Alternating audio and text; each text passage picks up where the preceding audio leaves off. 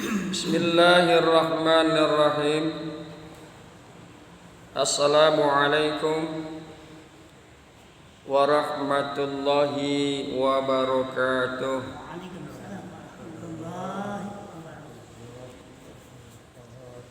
Hadirin yang berbahagia, hamba-hamba Allah yang mudah-mudahan selalu dirahmati oleh Allah Subhanahu wa taala. Setelah kita bahas masalah ilmu, kemudian kita bahas masalah taubat, maka pagi hari ini akan kita bahas masalah rintangan. Masalah rintangan. Dikemukakan oleh pengarang kitab, wahai orang yang menuntut ibadah, semoga Allah memberikan taufik kepadamu, kepada kalian, bahwa kamu harus menolak rintangan-rintangan yang menghalangimu dalam ibadah. Harus menolak, harus menghindari rintangan-rintangan yang menghalangimu dalam ibadah, sehingga ibadahmu menjadi lurus. Hadirin yang berbahagia, hamba-hamba Allah yang mudah-mudahan selalu dirahmati oleh Allah Subhanahu wa taala. Yang perlu dipahami dan perlu diketahui bahwa rintangan-rintangan dalam beribadah itu ada empat. Ada empat rintangan. Yang pertama adalah dunia dan isinya. Dunia dan isinya.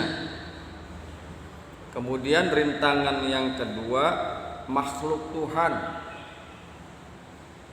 Kemudian yang ketiga adalah setan. Dan yang terakhir, rintangan yang keempat adalah hawa nafsu. Nanti insya Allah masalah rintangan-rintangan ini akan kita jelaskan. Hadirin yang berbahagia, hamba-hamba Allah yang mudah-mudahan selalu dirahmati oleh Allah Subhanahu wa taala. Baiklah, kita akan coba kupas masalah rintangan yang pertama, yakni adalah dunia dan isinya. Kami akan coba menukil salah satu firman Allah dalam Quran surat Fatir ayat yang kelima. Dunia ini banyak dibicarakan di dalam Al-Quran. Karena apa? Karena untuk mengingatkan kita, untuk mengingatkan orang-orang yang beriman agar tidak terpesona oleh gemerlapnya dunia, agar tidak tergelincir daripada maksiat-maksiat dunia. Banyak sekali tuh dibicarakan, baik di dalam Quran maupun di dalam hadis. A'udzu billahi minasy syaithanir rajim. Ya ayyuhan nas, inna wa'dallahi haqqun fala taghurrannakumul hayatud dunya wala taghurrannakum billahil ghurur. Di dalam Fatir ayat yang kelima, wahai manusia, sesungguhnya janji Allah adalah benar. Maka sekali-kali janganlah kehidupan dunia memperdayakan kamu. Jangan sampai kehidupan dunia memperdayakan kalian.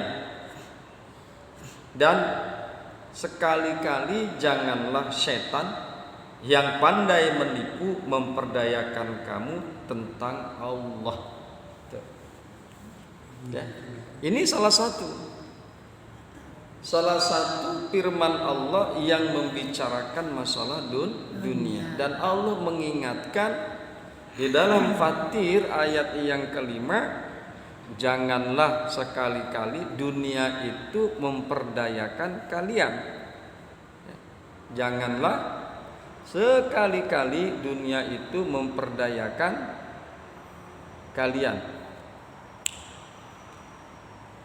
Hadirin yang berbahagia, hamba-hamba Allah yang mudah-mudahan selalu dirahmati oleh Allah Subhanahu wa taala. Nanti malah ketiban itu. Jangan deh. Nanti malah ketiban.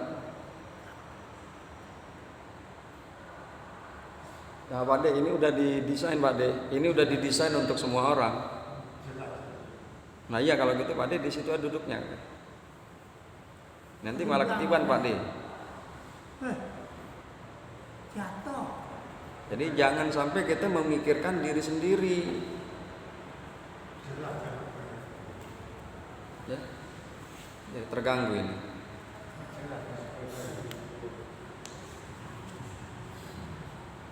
Itu sudah didesain oleh pemasangnya untuk semua orang.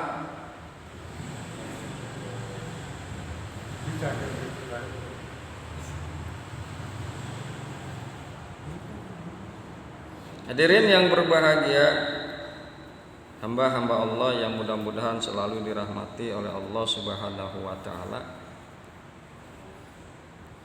Rintangan yang pertama adalah dunia dan isinya. Rintangan yang pertama adalah dunia dan isinya. Cara menolaknya dengan mengosongkan hati dari dunia dan zuhud tidak terpancang kepada dunia. Jadi cara menolaknya adalah hati kita ini dikosongkan daripada dunia. Dan juga kita berlaku juhud terhadap dunia. Hadirin yang berbahagia, hamba-hamba Allah yang mudah-mudahan selalu dirahmati oleh Allah Subhanahu wa taala. Kemudian juhud. Kata-kata juhud ini sering kita dengar, tapi kadang-kadang kita salah pengertian. Kita suka salah paham berkaitan dengan masalah juhud.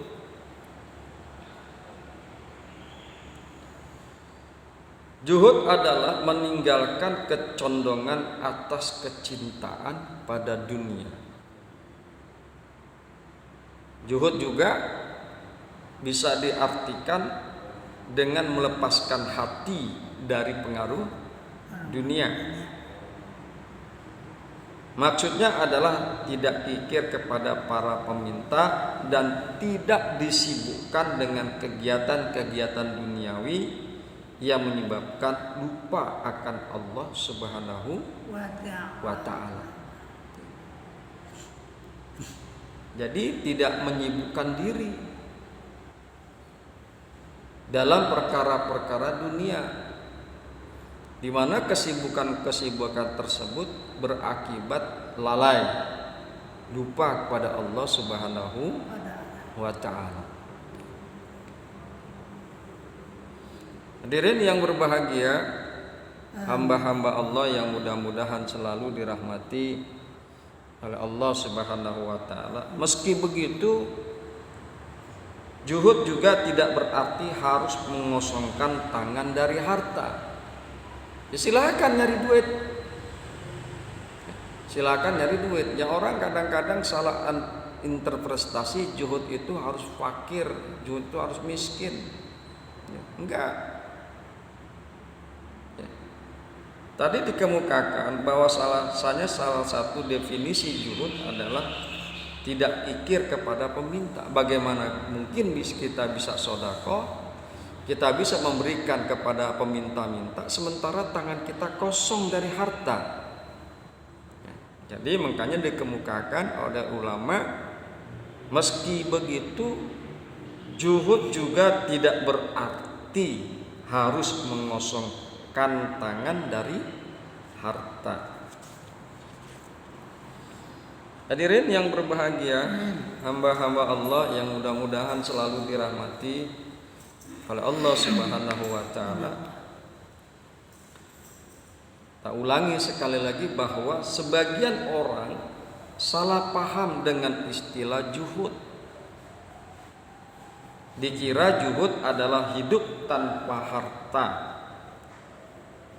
Dikira adalah hidup miskin.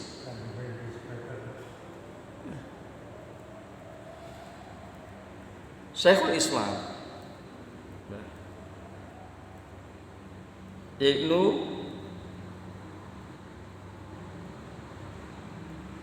Imam Ibnu Taimiyah, di mana satu ketika muridnya yaitu Ibnu Qayyim menyebutkan definisi zuhud dari gurunya yaitu Syekhul Islam Ibnu Taimiyah.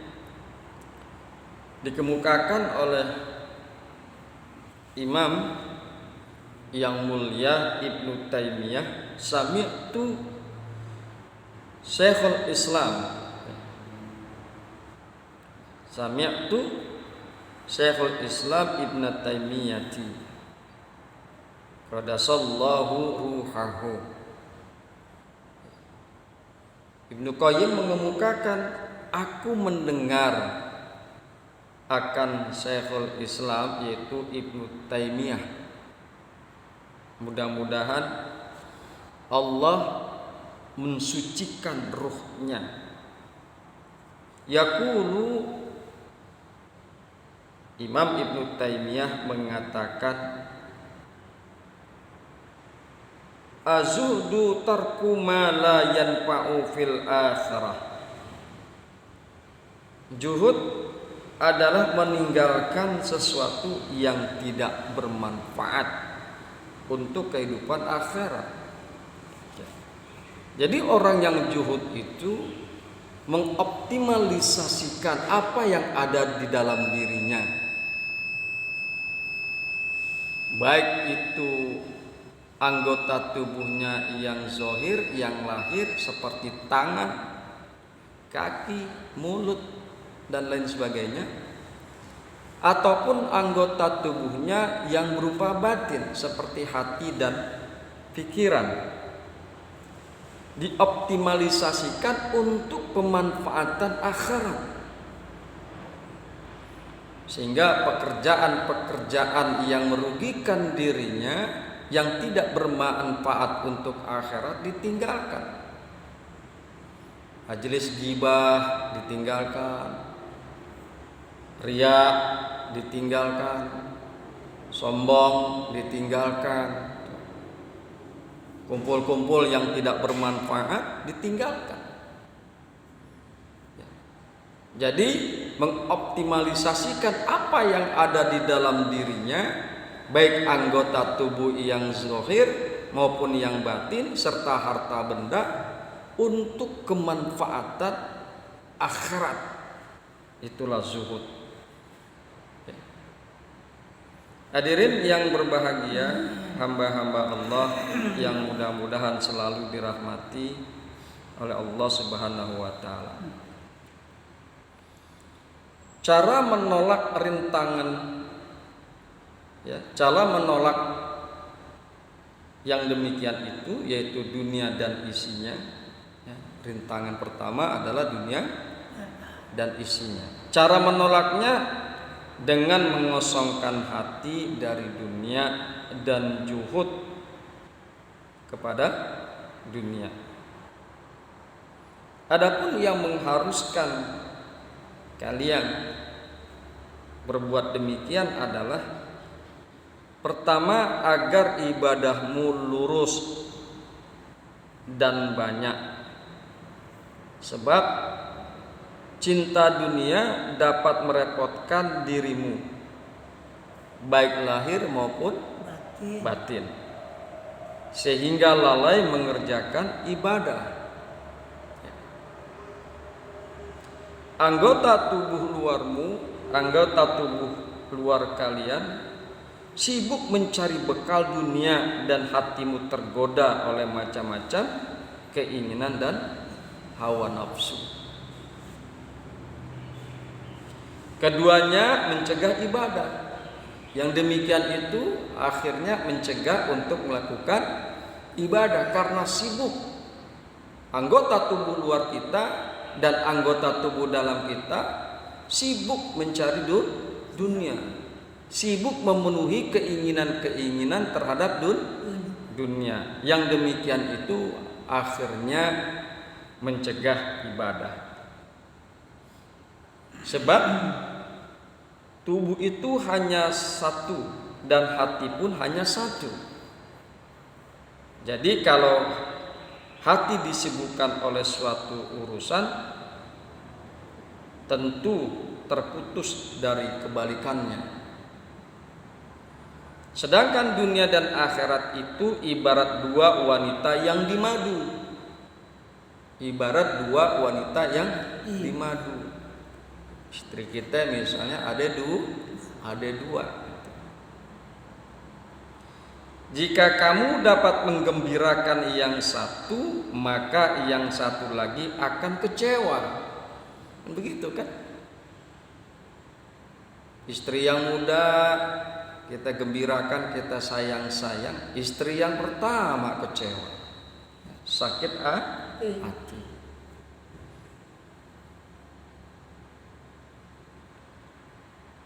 Kemudian atau juga bisa diibaratkan bahwa dunia dan akhirat itu ibarat timur dan barat.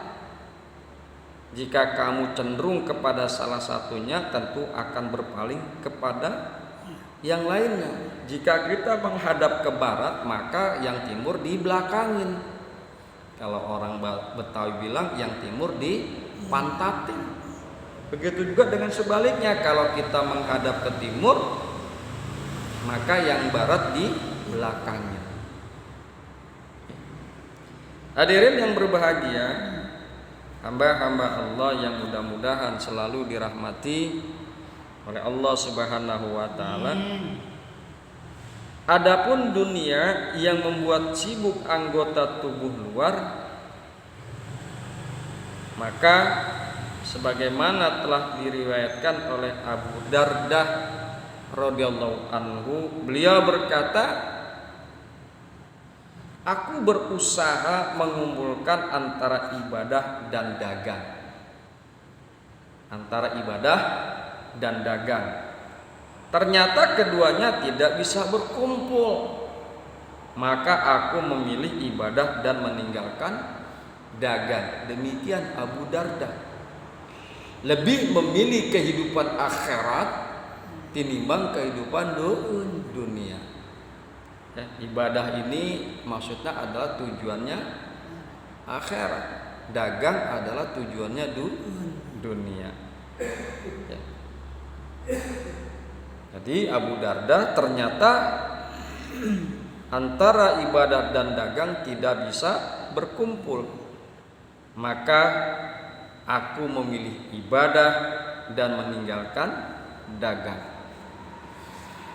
Kemudian diriwayatkan dari Umar radhiyallahu anhu, beliau bersabda, seandainya dunia dan akhirat bisa berkumpul pada diri seseorang selainku, tentu dapat pula berkumpul pada diriku. Sebab aku dikaruniai oleh Allah kekuatan dan kehalusan. Ternyata akhirat dan dunia tidak bisa berkumpul, tidak bisa disatukan. Ibarat yang tadi dikemukakan adalah timur dan barat. Kalau kita menghadap ke barat, maka yang timur dibelakangin. Begitu juga sebaliknya. Jadi nggak bisa dikumpulkan antara dunia dan akhirat. Ibaratnya ada dua kutub yang berbeda satu sama lain. Hadirin yang berbahagia, hamba-hamba Allah yang mudah-mudahan selalu dirahmati oleh Allah Subhanahu wa taala. Dengan memperhatikan dua riwayat tersebut, yaitu Abu Darda dan Umar radhiyallahu anhuma, maka hendaklah kamu mengalahkan dunia. Hendaklah kalian mengalahkan dunia yang pasti akan rusak. Dunia itu kan akan fana, akan hancur. Kalau enggak dunianya hancur, kitanya yang hancur meninggalkan dunia. Oleh karena itu, sekali lagi, maka hendaklah kamu mengalahkan dunia yang pasti akan hancur, yang pasti akan rusak, dan pilihlah selamat. Pilihlah selamat, maksudnya selamat di akhirat, yakni selamat dari neraka dan masuk ke dalam surga, masuk ke dalam ridhonya Allah Subhanahu wa ta'ala. Kenapa harus memilih akhirat ketimbang dunia? Pertama, karena adalah tentunya akhirat lebih baik. Walil akhiratu khairul laka minal ula. Ada di dalam surat Ad-Duha ayat yang keempat. Dan sesungguhnya hari kemudian itu lebih baik bagimu daripada yang sekarang, daripada yang permulaan. Ad-Duha ayat yang keempat.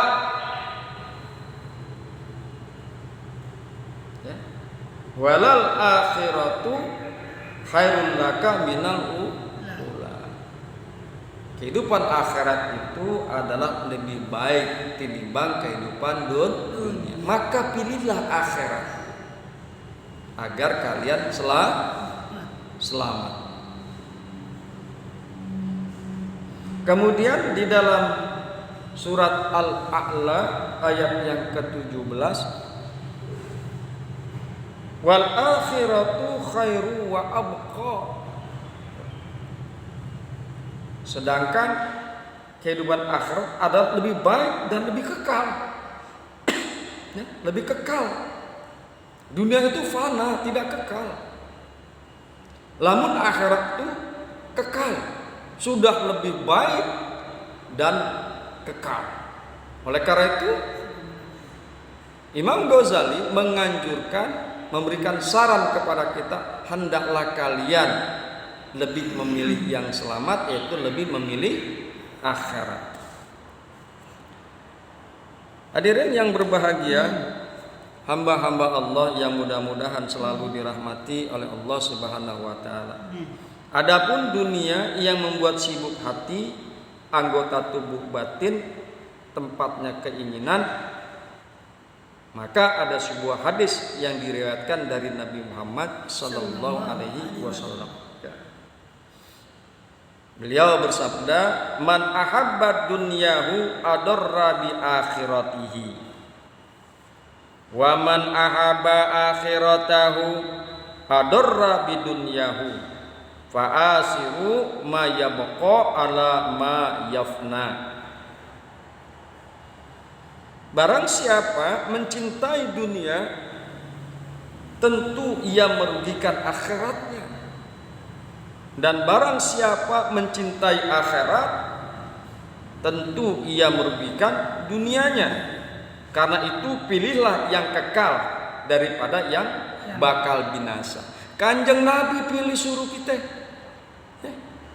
Kanjeng Nabi memerintahkan kepada kita, pilihlah akhirat di dalam hadis ini. Yang kekal itu mana? Ya akhirat. Yang binasa ya dunia. Karena itu kata Kanjeng Nabi Muhammad sallallahu alaihi wasallam, pilihlah yang kekal daripada yang bakal binasa. Hadirin yang berbahagia, sekarang jelaslah bagi kalian, bagi kamu dan juga bagi kita semua, bahwa jika anggota tubuh luarmu sibuk dengan dunia dan hatimu sibuk dengan keinginan dunia, niscaya kita akan merasa sulit beribadah dengan sebenar-benarnya. Akan tetapi jika kalian juhud dan mengosongkan lahir batinmu dari dunia, niscaya kamu mudah melakukan ibadah, bahkan anggota tubuhmu ikut membantumu. Statement daripada Imam Ghazali. Kemudian di penghujung pembahasan kita diriwayatkan dari Salman Al-Farisi radhiyallahu anhu, beliau berkata, sesungguhnya jika seseorang berjuhud terhadap dunia, maka bersinarlah hatinya dengan hikmah dan anggota tubuhnya saling membantu untuk beribadah. Hadirin yang berbahagia, hamba-hamba Allah yang mudah-mudahan selalu dirahmati oleh Allah Subhanahu wa taala. Itulah bahasan kita pada pagi hari ini. Mudah-mudahan bahasan ini bermanfaat dan mudah-mudahan kita bisa memilih yang lebih baik, yang lebih bermanfaat untuk diri kita. Hadanallah wa iyyakum ajmain. Assalamualaikum warahmatullahi wabarakatuh. Waalaikumsalam.